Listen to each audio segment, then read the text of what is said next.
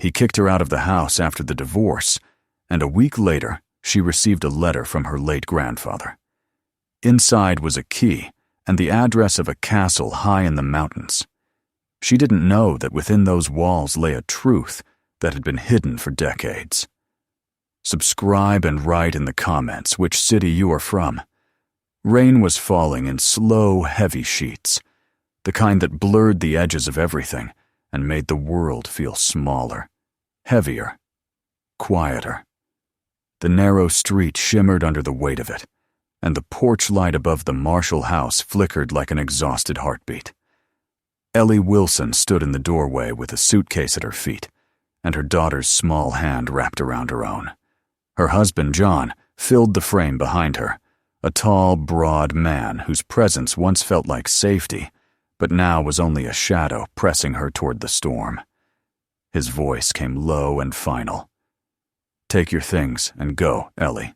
I'm done with this." He didn't shout. That made it worse. His calm had always been the sign she feared most, the kind that came after anger, when there was nothing left in him to argue with. The suitcase strap was frayed, and the wheels jammed against the step as she pulled it. Lila, only 9, watched silently as her mother struggled. She had seen enough nights like this to know when words were useless. When Ellie finally stepped onto the porch, the rain hit her full in the face. John leaned against the doorframe and crossed his arms. "You'll figure something out," he said, and then, with an almost careless motion, slammed the door. The sound of the lock turning was dull but final. For a long moment, Ellie didn't move. She stood under the porch light with water soaking through her coat and her breath visible in the cold air. She could still hear the muffled television through the wall, his life continuing, undisturbed. Then she looked down at her daughter, whose brown eyes were wide, but steady. "Come on," Ellie whispered. "We'll find somewhere to stay." The old pickup coughed and shook as she turned the key. It had been her father's once, back when things were simpler, when she thought the world was something you could plan for. The wipers groaned across the windshield, spreading more water than they cleared. She drove through streets that looked half asleep, the yellow lights of houses blurring behind the rain. Every few blocks, she saw people through windows. Families gathered around tables, warmth spilling out through curtains. It wasn't envy she felt, not exactly. It was the ache of distance, the quiet knowledge that she no longer belonged to any of it. They stopped at a small roadside motel an hour later, its sign buzzing in blue light. Silver Pine Inn. The clerk didn't ask questions. He handed her a key and slid a damp registration card across the counter. Inside the room, the wallpaper peeled like old bark, and the heater rattled each time it breathed. Lila crawled under the blanket without complaint, curling on her side. Ellie sat on the edge of the bed, staring at the blank television screen that reflected her own pale face. The storm outside had softened to a whisper, and for the first time all day, she let the silence in. Morning came gray and thin. The rain had stopped, leaving behind a world that smelled of wet asphalt and pine. Ellie went to the lobby for coffee burnt, bitter, but hot. The clerk waved her over. "Mail came for you," he said, sliding a single envelope across the counter. She frowned. She hadn't given this address to anyone. The paper was thick, the handwriting careful, almost old-fashioned. The return address read, Law Offices of Murphy Hartman, Denver, CO. Back in the room, she sat by the window and broke the seal. Inside was a letter on crisp stationery. "Dear Mrs. Wilson," it began. "We regret to inform you of the passing of your grandfather, Mr. Henry Clark. As his sole surviving heir, you have been named beneficiary of his estate, a property known as the House Above the Clouds, located in the Rocky Mountains, near Silver Ridge Pass. You are requested to appear in person to accept the inheritance. Details enclosed." Beneath the typed words, there was a short handwritten line, ink faded and shaky. Do not fear the height. It belongs to those who have nowhere else to stand. Ellie stared at it for a long time, reading the words again and again. Henry Clark. Her grandfather. She remembered the name from stories whispered by her father when she was little. He had called him a man who walked away from the world, a recluse, a hermit. Your grandfather built a fortress up there, her father had once said, half with admiration, half in anger. He left us all behind. She hadn't thought of him in years, and yet, at that moment, sitting in a cheap motel room with her daughter, still asleep and her life in shambles, the words in that letter felt like a rope thrown into darkness. That evening she spread the letter and the attached papers across the bed.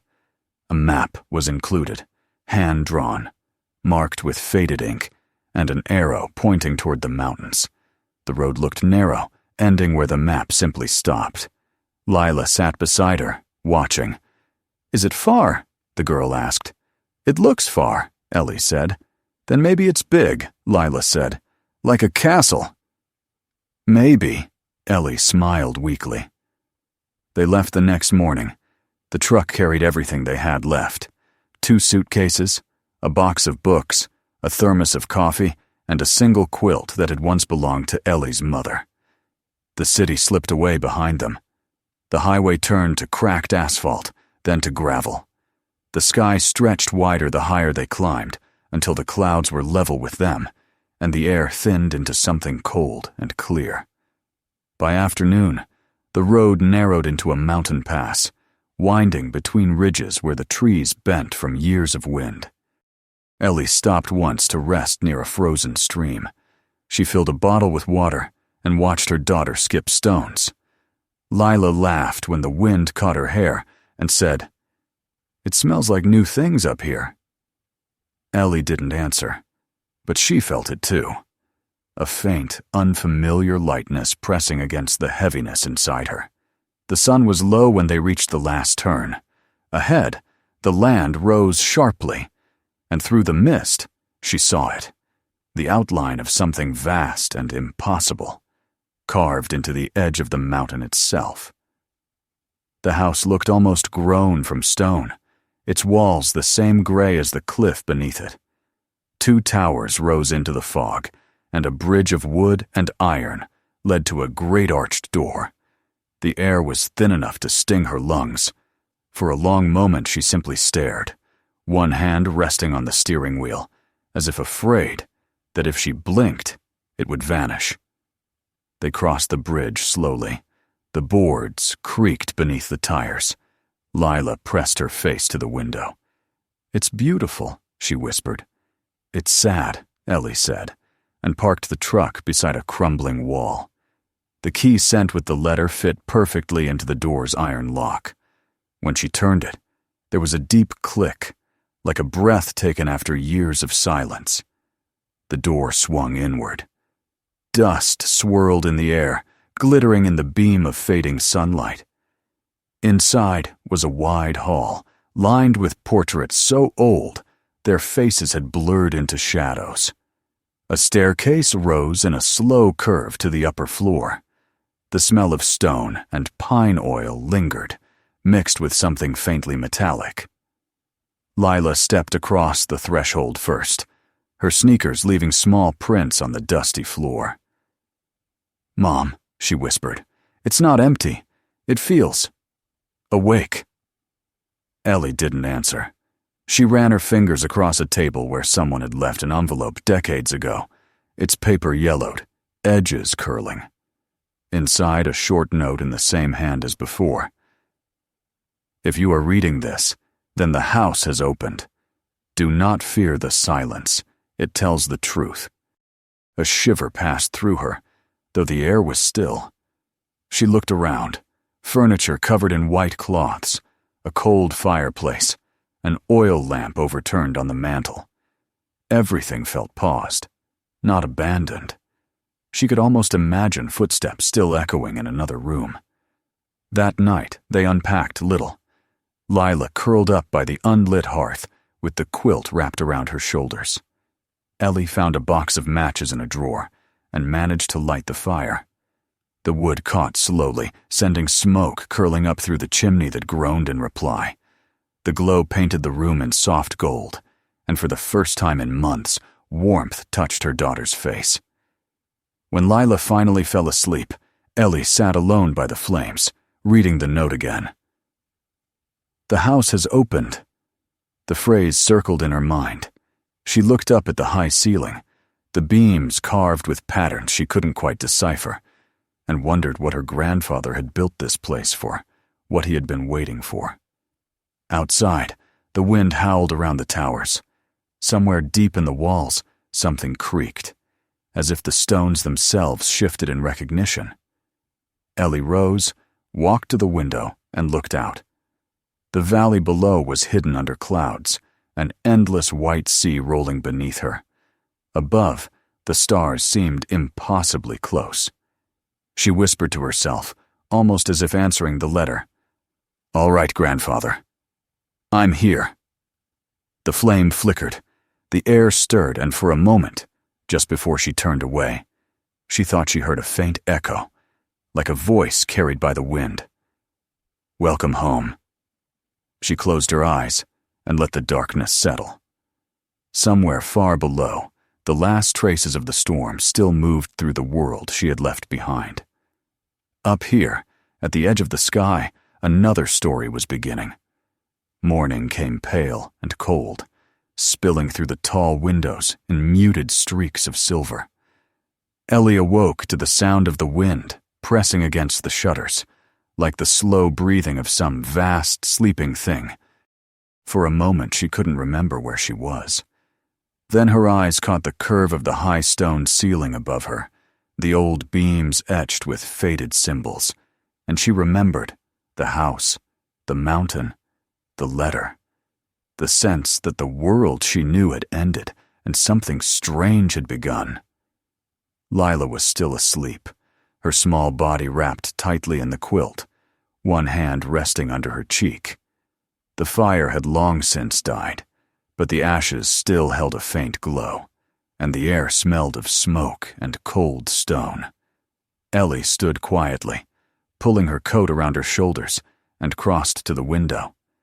The valley below was hidden beneath a thick blanket of fog, white and endless, as though they were suspended above the world itself. It was beautiful, but it also made her feel impossibly small. The first days in the house unfolded like fragments of a dream. Each room had its own silence, its own scent of time. Ellie spent hours exploring, brushing away the dust, opening windows that hadn't been touched for years.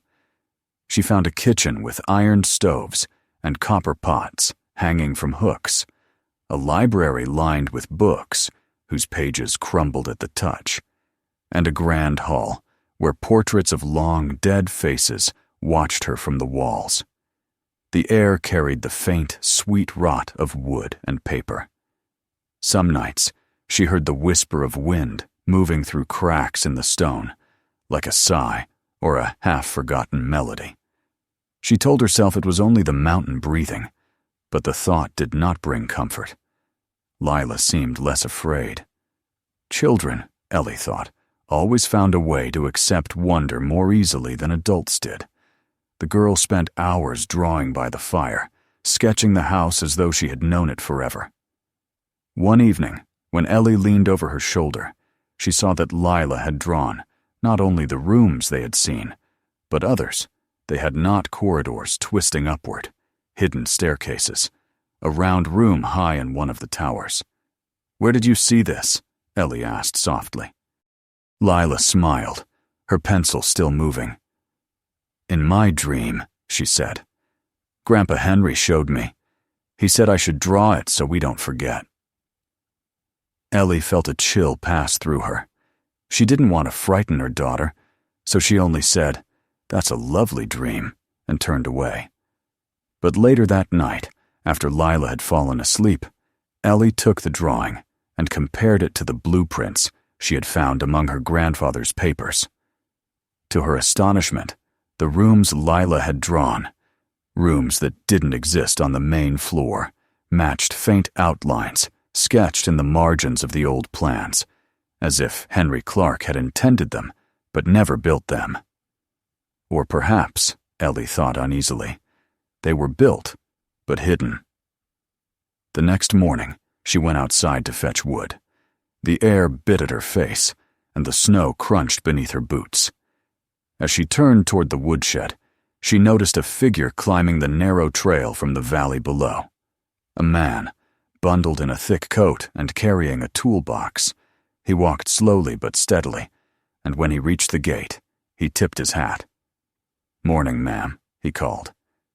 "Name's Frank Miller. I live down in the valley near the mill stream. Used to come up here sometimes, when your grandfather was still around." His voice was low and kind, worn smooth by years of mountain air. Ellie felt an unexpected relief at seeing another human being. "You knew him?" she asked. "Everyone knew him," Frank said, setting down his box. "Or thought they did. Henry Clark kept to himself mostly, but he was a good man. Strange, maybe. Always said this house was more than stone and timber. Said it remembers things." He helped her fix the jammed back door and showed her how to get the old generator running. When it sputtered to life, the lights flickered across the hallway, revealing murals she hadn't noticed before. Paintings of mountains, storms, and eyes hidden among clouds. Frank caught her staring and smiled faintly. "He painted those himself, you know. Said the mountain talked to him through the weather." Ellie half laughed, half shivered. "You mean he was superstitious?" "Maybe," Frank said. "Or maybe he just knew something the rest of us forgot." Over the next week, Frank came by often, bringing food from the valley and helping her mend broken steps. Ellie learned that her grandfather had once been an engineer, a man who designed bridges and dams across the Rockies.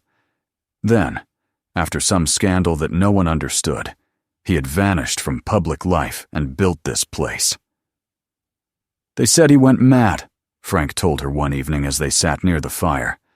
"But if you ask me, he just saw too much. There are things buried in these mountains, Mrs. Wilson old things, built by men who never wanted them found." That night, Ellie couldn't sleep. The generator hummed softly, and through the walls, she thought she heard a faint knocking, rhythmic and deliberate, as though someone were walking behind the stone. She rose and lit a candle. The flame trembled, throwing long shadows that danced across the walls. She followed the sound down the hallway to the library. The door creaked open, and the draft snuffed the candle for a moment, before it flared again. On the far wall, one of the bookshelves was slightly ajar, the dust disturbed. She reached out and pressed against the wood.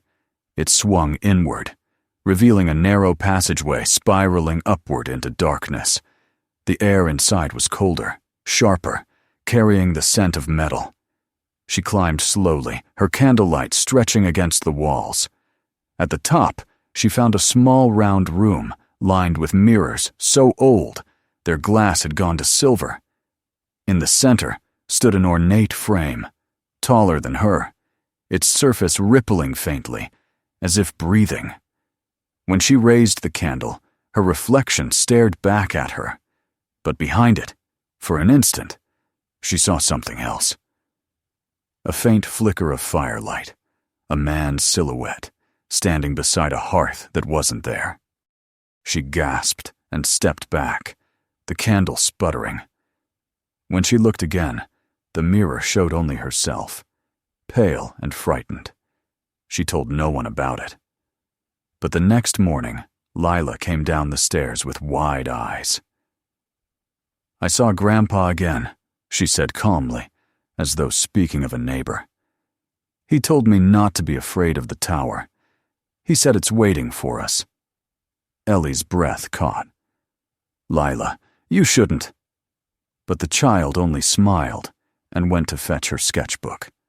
A few days later, a black car appeared on the road below the gate. Ellie watched from the window as it climbed the final slope, wheels crunching on gravel. The car stopped, and a man stepped out tall, neatly dressed, his coat immaculate despite the dust. He looked up at the house as though greeting an old adversary. When he reached the door, he introduced himself with a practiced smile. "Mrs. Wilson, my name is Mr. Crane. I represent a company called Aurelius Holdings. We have a long-standing interest in this property. I was hoping we could discuss its future." Ellie invited him inside out of politeness, though something about him set her teeth on edge.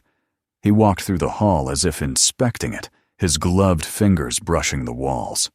"Extraordinary craftsmanship," he said. "Your grandfather was a visionary. Of course, maintaining a house like this must be quite a burden." When she didn't answer, he turned, still smiling. "My firm is prepared to offer you a substantial sum, let's say $400,000 for the deed. You'd be free to leave all this behind. These mountains can be unpredictable." His eyes lingered on her, sharp and cold. Ellie hesitated. The offer was far more than the house could possibly be worth in its decaying state. "Why would anyone pay so much for an old ruin?" she asked. "Sentiment," he said smoothly. "Historical value. The Clark family once held significant patents, I believe. We'd like to preserve that legacy." Something in his tone made her stomach tighten. She shook her head. "I'm not selling. My daughter and I have nowhere else to go." The smile never left his face, but his eyes hardened. "As you wish, Mrs. Wilson. I hope the mountain is as kind to you as it was to him." When the car disappeared down the road, Ellie found that her hands were trembling. That night, she couldn't stop thinking of his words. Who was we? What did they want? She went to the study and searched through her grandfather's papers again. Beneath a pile of letters, she discovered a folder tied with red string. Inside were pages filled with diagrams, lists of coordinates, and notes written in hurried script. At the bottom of one page, she read, "Project Aurelius. Evidence secured. May 1972. The mountain will keep it safe." Her pulse quickened. The same name as the company. She understood now. Crane's offer had nothing to do with preservation. He wanted whatever her grandfather had hidden, and that meant it was still here. That night, the wind rose to a howl. The generator flickered, then died, plunging the house into darkness. Ellie lit a lantern and went to check the basement. The steps were steep and narrow, the walls lined with pipes that hummed faintly as if still alive. When she reached the bottom, she saw the generator standing silent, untouched. But beside it, half hidden behind a curtain of cobwebs, was another door. Metal, seamless, and cold to the touch. On its surface, carved deep into the iron, was the same emblem she had seen on the envelope seal, a circle of clouds and a single arrow pointing upward. She called softly for Lila, but the girl had followed her already, barefoot, her eyes wide with curiosity. "It's beautiful," she whispered, reaching out. Before Ellie could stop her, Lila's finger brushed the symbol, and a small drop of blood fell from a tiny cut on her skin. The door gave a low, resonant sound, like a note struck deep within the earth. The air shivered. Ellie pulled her daughter back, heart racing. "It's just metal," she said, though she didn't believe it. "We'll come back tomorrow." But as they turned to go, a narrow seam of light appeared around the edges of the door, pale, almost silver, pulsing once like a heartbeat. Then it was gone. They stood in silence for a long time, listening to the mountain wind moan through the stones. Lila took her mother's hand. "He said we're almost there," she murmured. Ellie didn't ask who she meant. Back upstairs, she found Frank waiting at the porch, lantern in hand. He had seen the car earlier and looked worried. When she told him about Crane, his face darkened. "That man's no businessman," he said quietly. "He's part of something older. Your grandfather fought them once. That's why he built this place so high so they couldn't reach him." Ellie wanted to ask what he meant, but he only shook his head. "Some truths are buried for a reason. But if the mountain's waking up again, you'd best be ready to hear them." That night, Ellie lay awake beside her sleeping daughter, staring at the shadows shifting on the ceiling. The house creaked softly, almost like words half-whispered. Somewhere beneath her, deep in the stone, something waited. The note her grandfather had written echoed in her mind. "Only blood will open what I have hidden above the clouds." When she finally closed her eyes, she dreamed of climbing a spiral staircase that led not to a room, but to the opened sky. And at the top, her grandfather stood beside a door of light, his hand raised as if in greeting. "You've come far enough to see," he said. "Now you must decide whether to look." Ellie woke before dawn, heart pounding, the taste of thin mountain air still in her mouth. Outside, the clouds had cleared, revealing a sky filled with cold stars. The world below lay dark and silent, while above the peaks, the first hint of light touched the snow. She stood at the window, holding her daughter's small drawing in her hand, the one that showed a hidden staircase winding toward a circular room in the tower. It was time, she thought, to find it. The morning that followed was the clearest since they had arrived. The air was still, almost unnaturally so, and the clouds that usually blanketed the valley were gone, leaving the mountain suspended over a vast emptiness of blue. The house, with its dark towers and stone terraces, looked less like a ruin and more like a ship anchored at the edge of the sky. Ellie stood on the balcony wrapped in her grandfather's old coat, her breath forming pale ghosts in the cold. She had slept little. Every time she closed her eyes, she saw the faint silver light that had glowed behind the door in the basement, pulsing as if something alive waited on the other side. Lila was still asleep upstairs, her sketchbook clutched in her arms.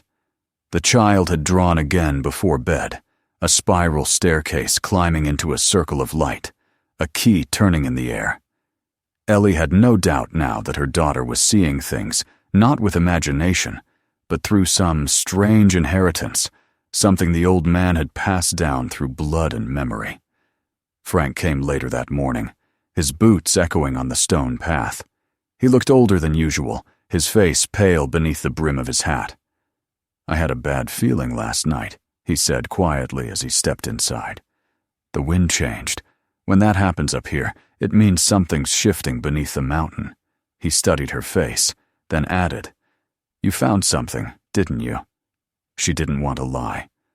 "There's a door," she said, her voice low. "It opened when Lila touched it. I think my grandfather hid something behind it. I don't know what." Frank's eyes darkened.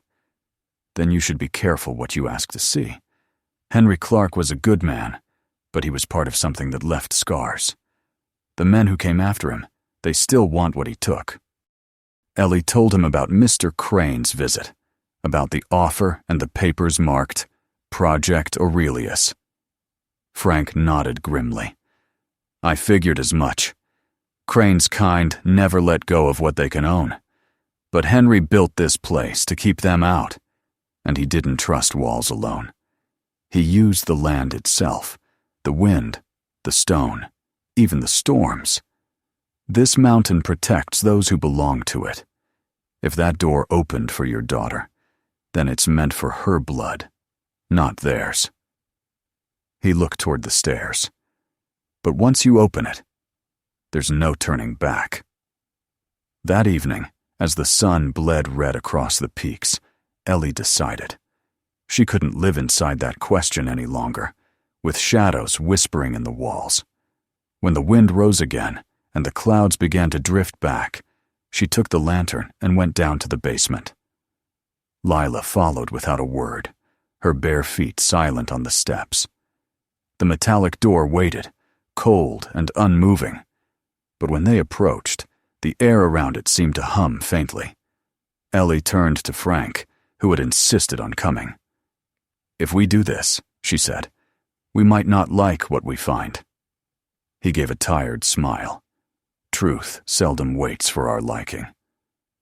Lila pressed her hand once more to the emblem. This time, the door responded instantly. The circle of clouds lit up, the arrow glowed white, and with a deep sound, like thunder, rolling inside the earth, the metal split down the center. A gust of cold air rushed out, smelling of dust and rain, and something older than both. A spiral staircase descended first, then rose sharply upward, disappearing into the stone ceiling. They climbed, the light from the lantern flickering over the rough walls that grew smoother the higher they went. Somewhere far above, Ellie could hear the faint rhythm of wind, as though the tower itself was breathing. When they reached the top, they emerged into a round chamber beneath a glass dome. It was not a ruin, but a laboratory, frozen in time. Machines covered in canvas sheets stood in corners, their brass dials dull with age. On the central table lay stacks of papers, maps, and small reels of film. The walls were lined with shelves filled with boxes marked with faded military insignia, and on the far side, beneath the curve of the dome, stood a single chair beside a radio transmitter, its wires trailing like veins into the floor. Ellie moved closer, her hands trembling. On the table before the chair lay an open journal, the same careful handwriting she had seen in her grandfather's letters. She read the first page. They said we were building protection. But protection for whom? For them, not for the people who would breathe this poisoned air. I refused to sign the clearance. They called it betrayal. I call it conscience. If they ever find this place, the truth dies with me. But if my bloodline returns, let them know. The mountain will tell its story itself. Her throat tightened. She flipped through the pages, reading fragments. Notes on chemical testing, blueprints of tunnels, coordinates of sites, buried deep within the Rockies. One entry was circled in red ink. Operation Aurelius. Human testing approved under civilian front. Terminated 1954. Evidence secured here. Ellie looked up, her eyes burning. He was trying to expose them, she whispered. He built this house to hide what he found. Frank picked up one of the boxes and brushed off the dust. Inside were photographs, faces of workers, soldiers, and families. Some had names scrawled on the back, others just numbers. Your grandfather kept everything, he said softly. He must have known it would matter one day. Ellie turned to the radio. It was ancient, but the wires were still intact. He said the mountain will tell its story, she murmured. Frank studied the mechanism. He must have wired this place to transmit. Maybe he used the storms as a carrier frequency old trick from the war. If the right code is sent, it might still work. Before they could test it, a sharp crack echoed from below. The sound of a door slamming hard against stone. Frank moved to the window and froze. They're here, he said. Down the road, headlights cut through the fog two vehicles crawling up the trail, black against the snow. Ellie felt her chest tighten. Crane. Within minutes, the sound of engines filled the courtyard. Voices shouted orders. Ellie could see shadows moving with flashlights. She turned to Frank. We can't let them have this. He nodded and began pulling levers on the radio console, his fingers flying over the knobs. Sparks leapt from the machine, and a low hum built in the walls. Lila watched silently, her eyes reflecting the flicker of light. Mom, she said softly. The mountain's awake. The first gunshot cracked through the air, followed by another. The front door below burst open. Ellie grabbed the lantern and pushed Lila behind her. Crane's voice rose from the stairwell, calm and confident. Mrs. Wilson, I strongly advise against rash decisions. That information belongs to us. It always has." His words echoed against the stone. "You can't keep secrets buried forever." Frank muttered something under his breath and flipped the main switch. The generator below roared to life again, and with it came a vibration so deep it rattled the glass dome above them. The radio hissed, then screamed with static. Across the table, the reels began to spin on their own, feeding microfilm into a slot that projected images onto the wall, evidence, documents, photographs, a cascade of truths flashing faster than the eye could follow. "It's transmitting," Frank shouted. "He set it to broadcast automatically once it's triggered." Crane appeared in the doorway, his face pale with fury. "Turn it off," he demanded. "You don't understand what you're doing." Ellie stood her ground. "I understand perfectly. You've hidden this long enough." He raised his gun, but before he could fire, a shudder ran through the entire tower. The mountain itself seemed to groan. Outside, thunder rolled even though the sky was clear. One of Crane's men stumbled, dropping his flashlight, and it shattered against the floor. The radio lights flared blinding white, and a deep voice. The mountain's voice, Ellie thought, rose from everywhere and nowhere at once, a vibration that felt like language. Frank shouted over the noise, "Get the girl out!" Ellie grabbed Lila's hand, pulling her toward the staircase, but Crane lunged, seizing her arm. "If that goes out," he hissed, "you destroy us all." Ellie met his eyes. "Good." She wrenched free. Lightning burst through the dome, striking the metal frame of the transmitter. The explosion threw them all to the ground. Glass rained from above, and smoke filled the air. The last thing Ellie saw before darkness swallowed her was Frank dragging Lila toward the stairs. When she woke, the storm had passed. The air smelled of ozone and ash. The transmitter was gone, melted into the floor, but the reels of film and boxes of documents were intact, scattered across the room. Crane and his men were gone. The bridge outside the main gate had collapsed into the ravine, its wooden beams splintered by the blast. Only the wind moved now, whispering through the broken glass. Downstairs, she found Frank sitting by the hearth, his hands bandaged, his eyes distant. Lila slept beside him, unharmed.